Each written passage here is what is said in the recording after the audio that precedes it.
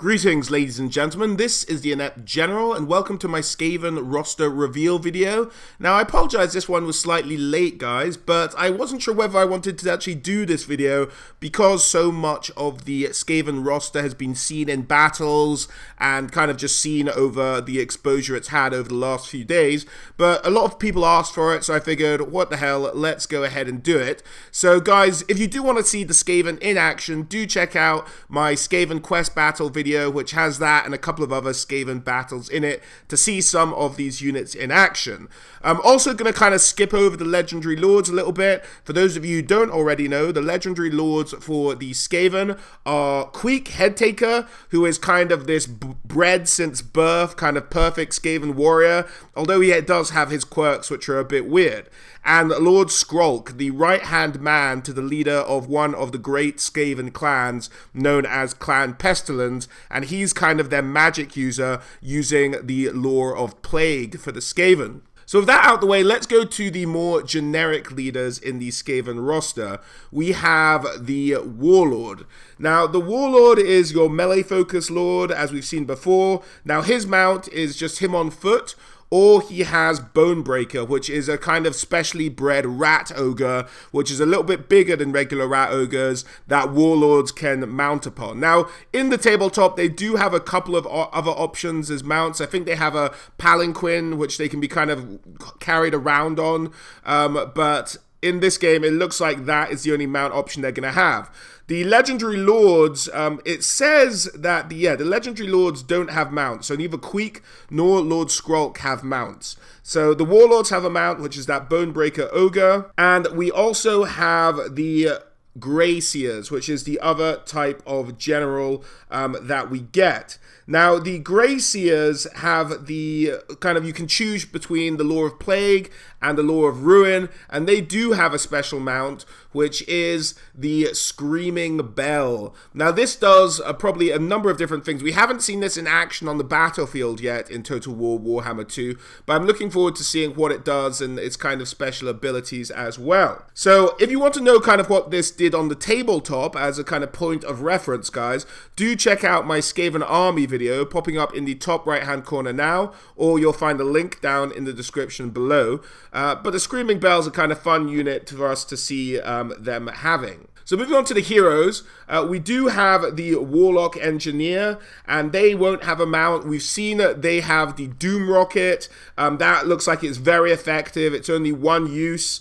They also have Skaven Brew, which is also, I think, limited to one use, as well as the Lore of Ruin. They'll have some access to magic spells as well. So kind of a missile magic user, not bad in melee kind of hero, kind of a bit of a hybrid of different aspects of heroes we've seen so far in Total War Warhammer. We also have the Assassins. Now, these, unlike the Dark Elf Assassins, it seems are going to be kind of more melee focused, it seems like, rather than missile focused. So I kind of like that idea. They'll probably have Stalk, they'll be able to sneak around the battlefield, do significant damage to their enemies, and of course have the more assassination focused campaign attributes that we've seen with stuff like the Witch Hunter for the Empire and the kind of the Gobbo for the Goblins as well. So moving on from that hero, we also have the Plague Priest. Now it looks like they're going to be using Plague Priest as your primary caster as a hero. Now these guys, I think, will only have access to the Lore of Plague. I'm not sure. I can't remember exactly what they mentioned they'd have access to Lore of. I don't think lore-wise they're meant to, but you never know. I think they will only have access to Lore of Plague, but we'll have to wait and see, or we had that confirmed on the stream and I just can't remember, or I missed it. So these are the Plague Priests, your magic user hero, and on the campaign, I imagine they'll act very much like the other magic users from the other armies, you know, kind of reduce construction time, things like that. So that will be the Plague Priest for you, and for the most part, these are really all the heroes of the Skaven army. Now, there is the element of the Packmaster, but we'll get into that a little bit later. So these guys are the heroes. The Plague Priest will also have access to another kind of large chariot-like mount, which is the Plague Furnace. Again, this idea of, we haven't seen the animations for this. Now, I think this will be very interesting how they do the animations, because the idea of the Plague Furnace is you have this enormous kind of ball of disease and kind of warp fire and warp stone that's tied to this big swinging pendulum, and they let go, it unhooks from the front, and the big swinging ball kind of lurches forward into the enemy regiment and kind of lands on them, killing a whole bunch, and then they reel it back in. Now, I have no idea if they're actually going to animate that in Total War Warhammer 2 or what it'll look like, whether they'll just have it swinging casually back and forwards, but I'd love to see the animation where it unchains itself, lands in the middle of the enemy unit in front of you, and then gets kind of wheeled back in to swing back and forward again before kind of getting chucked out there. So that could be a potentially really great looking animation. We haven't seen this one in action as of yet, but looking forward to seeing how they do it. Hopefully it will look really great. And they've done some great animations in the game so far. You guys have seen some of their kind of large creature on large creature combat, I hope, at this stage. If you haven't, again, check my battle video with the link down in the description below. So from the heroes, let's move on to the infantry, shall we? And starting with the Skaven slaves. Now, there are several variants of Skaven slaves in your army. You can have just normal Skaven slaves, which will be the hand weapon variant. You will have Skaven slaves with spears and Skaven slaves with slingers. Now, these guys are dirt. Like, they are just terrible. For you guys who've seen my stat comparison video, again, popping up in top right hand corner or down in the description below, you'll see that these Skaven slaves are really kind of just comparable to zombies. And maybe peasant mob, but they're kind of in between those two.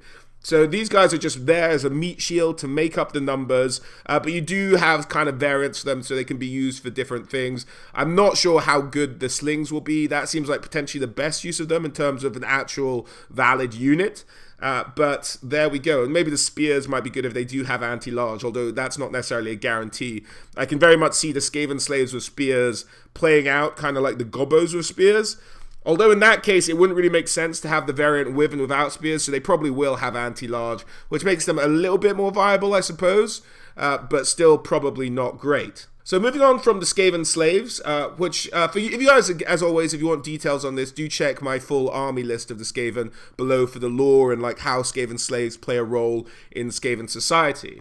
But moving on from the Skaven slaves, we have the clan rats. These are kind of like your regular foot troops in a Skaven army. They're not kind of forced into service. But these guys are still not fantastic, but you do have several different variants of them. You have clan rats, which is just them with a sword. You have clan rats with spears, and you have clan rats with spears and shields. And so those are kind of, and you have clan rats with swords and shields. Those are the different variants of clan rats you can get, making up kind of your infantry core, at least early on in your Skaven campaign in Total War Warhammer. It's also clan rats that are summoned with the Dwellers Below ability, where you can teleport in a unit of clan rats. Well, not teleport in, the idea is they're digging up from tunnels below the battlefield to help you out. So that's how the clan rats will play. We also, moving down the list, have night runners and gutter runners. Now, night runners will kind of slink around the battlefield. You're probably looking to get them around the edges. They will probably be damage dealers. As for the variants of night runner, you have just regular night runners, and you have night runners with slings as well.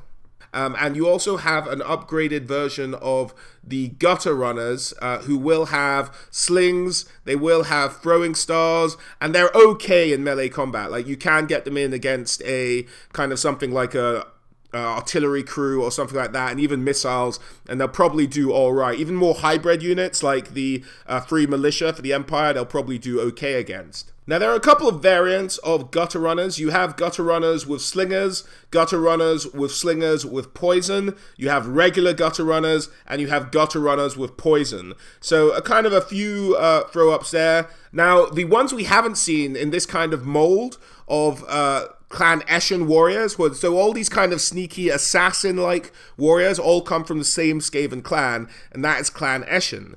Now, the ones we haven't seen are the units known as Death Runners, which seem like an even more upgraded version of the Gutter Runners, but we're yet to see them in action. So we're looking forward to seeing the Death Runners. Now, as far as I'm aware, I think, I'm not sure where the name Death Runner comes from off the top of my head whilst making this video. I probably should have researched it, so I apologize about that, guys.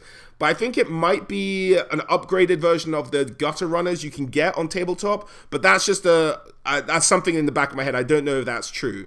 But I'm sure they got the name from somewhere for the Death Runners, but we haven't seen them in action just yet. So there we go. Gutter Runners, Night Runners, Gutter Runners, solid infantry. You can sneak around, they'll be quick, and they'll be effective at killing those kind of not melee-focused units. Now, we also have Poisoned Wind Globadiers. Now, we've seen these guys do damage. They have anti-large. They also have armor piercing, I believe, and they can do a lot. If you can get a unit of spears and then just have these guys throwing in their Poisoned Wind Globes into the unit of cavalry or something like that, they look like they could be hugely effective.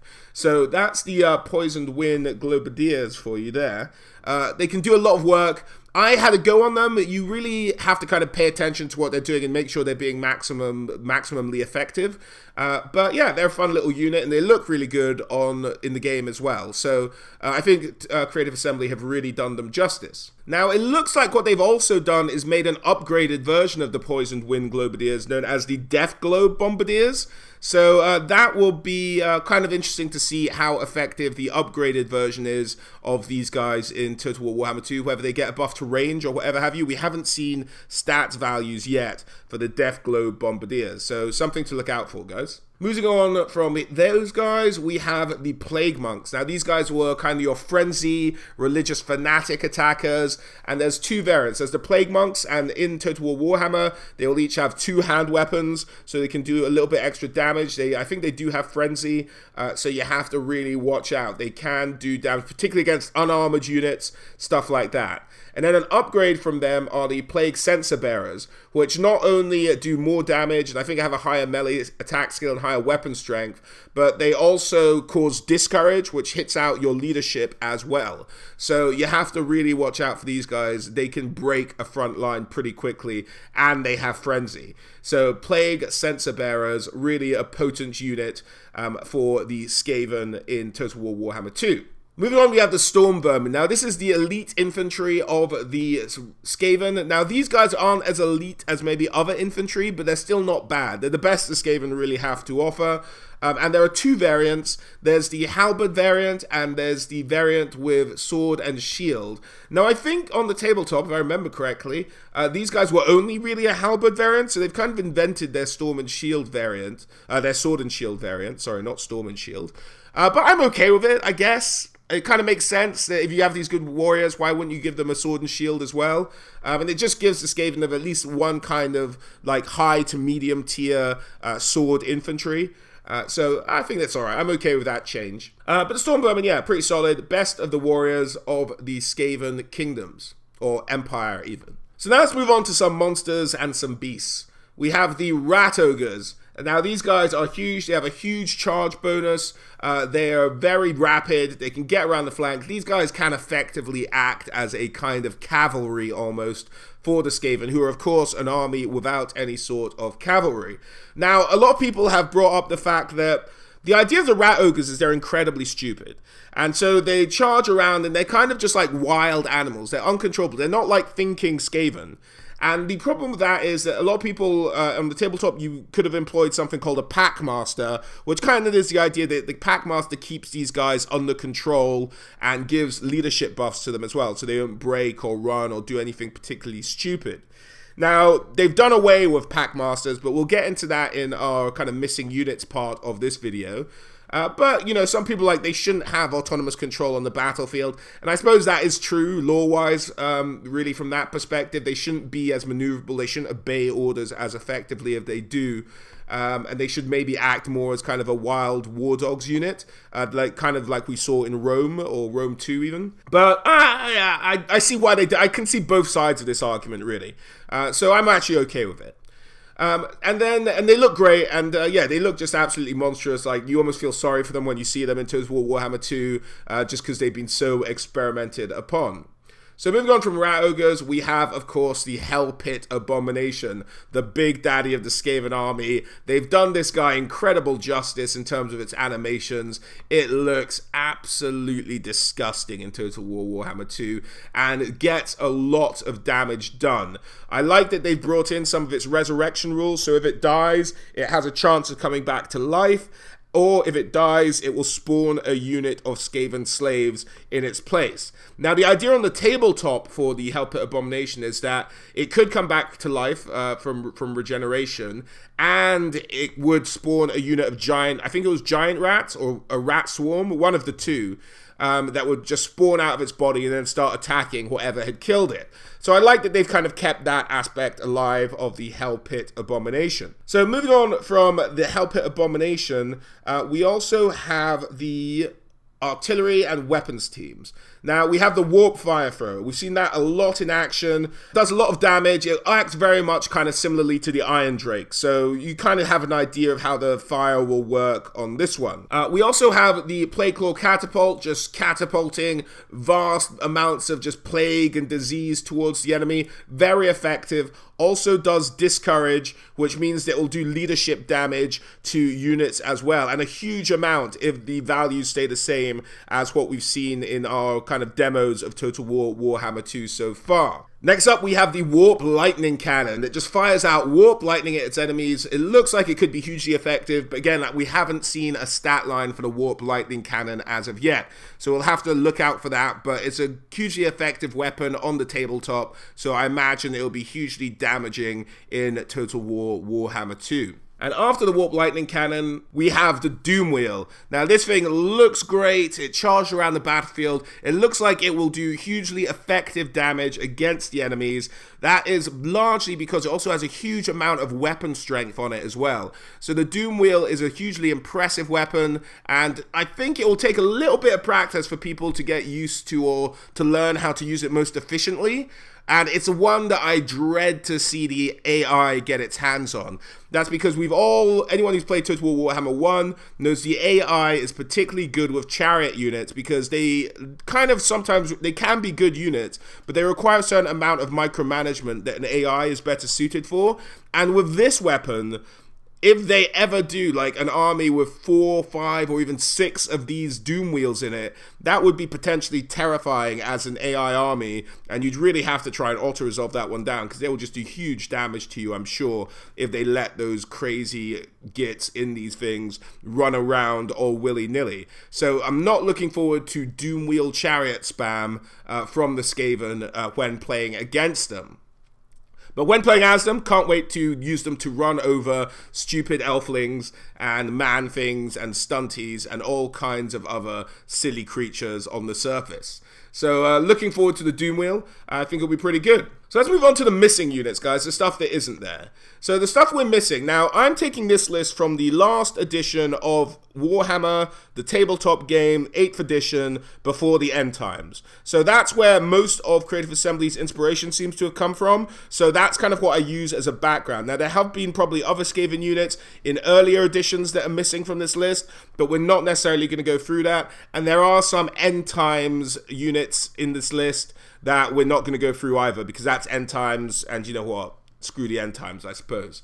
So the first one missing is one I thought would definitely make it in, which is the Chieftain hero. This would have been very much like the downgraded version of the Warlord. He would have been very much your melee-focused general hero that we've seen before, like the Empire Captain in Total War Warhammer, but been cut. No Chieftains. Also, Packmasters. Now, this touches on the point I made slightly earlier. The idea that they've cut Packmasters out. Now, Packmasters were used to really boost leadership. They came with other benefits as well, but they really just kind of helped out more beastly units like giant rats, like rat ogres, really just, and even Skaven slaves to a certain extent as well, just kind of keeping them in line, keeping them in order. And there's no Packmasters, which is a bit of a shame, but it kind of takes away from the, I don't know, the flavor, let's say, of the Skaven army. But again, if I was going to guess at the beginning of the Skaven army video, I'd have said that Packmasters probably aren't going to make it into the first iteration of the game. If you were going to have to drop something, I would have seen Packmasters pretty high on that list. But I understand the people who put forward the argument that it makes the Skaven lose a lot of their flavor. Next one is a big one and a hugely iconic unit, the Warlock Jezzails. Now these are the snipers of the Skaven. They took a kind of thunderer rifle from a dwarf, made it a bit more better, a bit more unreliable, started to make a gun that could outrange the dwarven guns, and it's sadly missing. Now this one I sure will come in a DLC. This is too much of an iconic unit not to have included in a Skaven army, and I'm actually genuinely, this is the biggest surprise for them not to have included in the Skaven army for me, because it also wouldn't be that difficult for some of the stuff they've done. Like, you don't need to make any particular special rules for it. It's a firing gunpowder weapon. Like, we've seen them before in Total Wars a lot. We've seen them a lot in Total War Warhammer. So I was just very surprised not to see these guys included.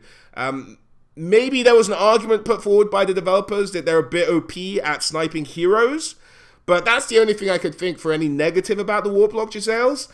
But it's a huge shame not to see them in the game at the moment. Now, we haven't seen any swarm units. Now, there's kind of a number of swarm units in a few armies. For example, the lizard men have the jungle swarm, which is kind of made of snakes and lizards. The Skaven have the rat swarm, but we haven't seen any swarm units. I remember hearing in an interview at some point that Creative Assembly hadn't really figured out how to do swarm units properly, so they weren't really including them in the game as of yet. That may change with the third iteration, or maybe with some DLC further down the line, but we haven't seen any rat swarms.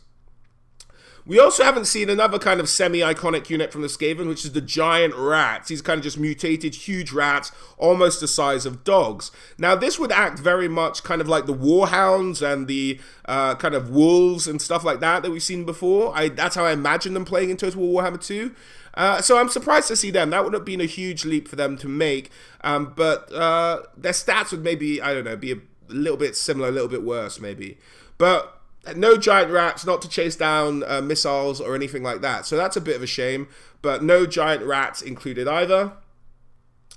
And now the warp grinder is something I don't think we'll ever see, guys, I'm afraid. Now the warp grinder on the tabletop, the idea was it would kind of burrow underground and allow units to kind of pop up elsewhere.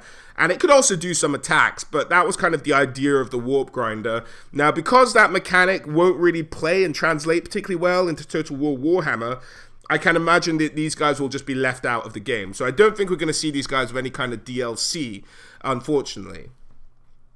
But they're kind of a cool idea, and they're a cool looking unit, but unfortunately I just don't think they serve a purpose. You couldn't think of anything particularly to do with them, unless you did just allow them to teleport around the battlefield once a battle or something like that, and so they could just sneak up on an artillery crew or something like that. But that's the only real use you could really see for the warp grinders.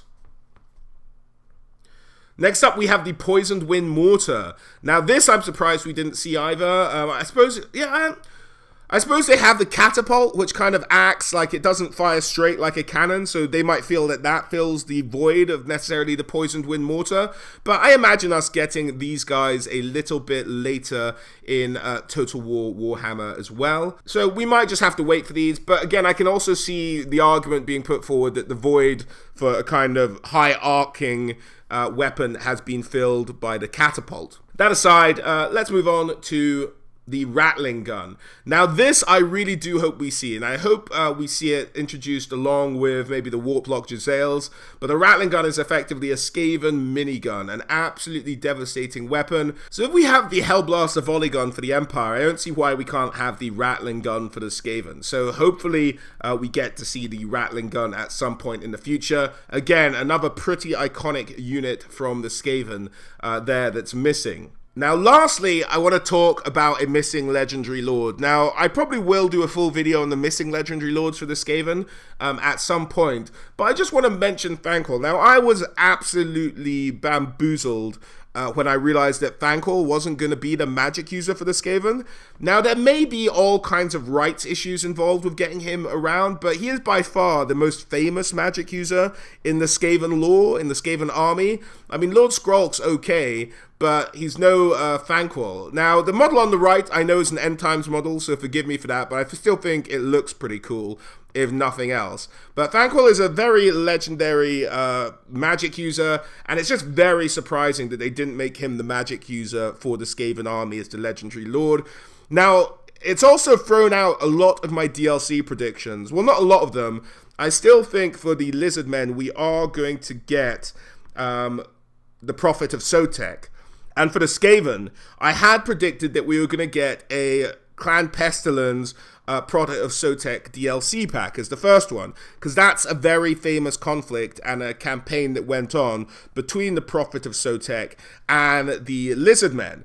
Now, there was a point, however, when Thanquol himself went to the Lizardmen and they had a conflict. So I think what we're going to see is Thanquol versus the Prophet of Sotek, which is a conflict that happened in one of Thanquol's books. Now, I'm trying to remember off the top of my head which one it was. I'm afraid I can't, it's not really jumping to me, but there was one where Thanquol goes raiding for, like, secrets. I can't remember the exact story off the top of my head, but he does go to the Lizardmen cities, and he has a whole conflict with the Prophet of Sotek, after which he is eventually chased away from Lizardmen territory.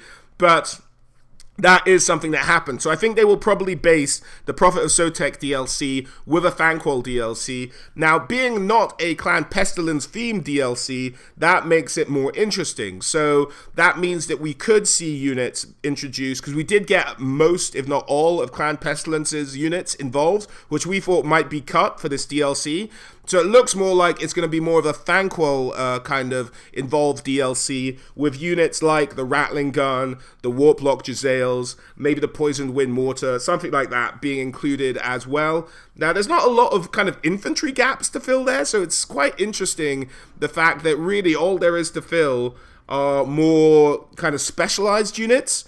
So that makes it a bit stranger, but, you know, it'll be a fun little DLC to get. It'll almost be a Clan Scryer-inspired DLC, but the argument against not having if Thanquol's not in the DLC, it'll be because I'm sure there's a rights issue somewhere. Thanquol has appeared in games before. I think he appeared in Shadow of the Horned Rat. Actually, I'm sure he appeared in Shadow of the Horned Rat. He was the main kind of villain behind the whole plot of that game. So you never know. We'll see him in some capacity. I'm just a little bit bemused as to how he wasn't included as the starting legendary lord for the Skaven. If you guys have any theories of your own, do chuck them down in the comments below. I look forward to hearing from them. Other than that, guys, I think that's about it for the missing units. I will give one honorable mention to something that I know a lot of you are going to bring up when I make this video for the missing units, and that is the Storm Fiends. Now, the Storm Fiends were an end times model, the idea being that you've essentially taken a Rattling Gun and attached it to a Rat Ogre, and this monstrosity is firing off all kinds of artillery, and if you get close, it will still probably smush you to death with its metal gun barrel arms and teeth and whatever else it has on it.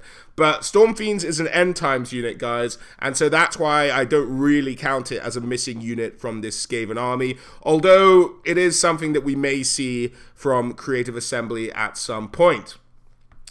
That's about it, guys. As always, a huge thank you for watching, and I hope to catch you all on the next one.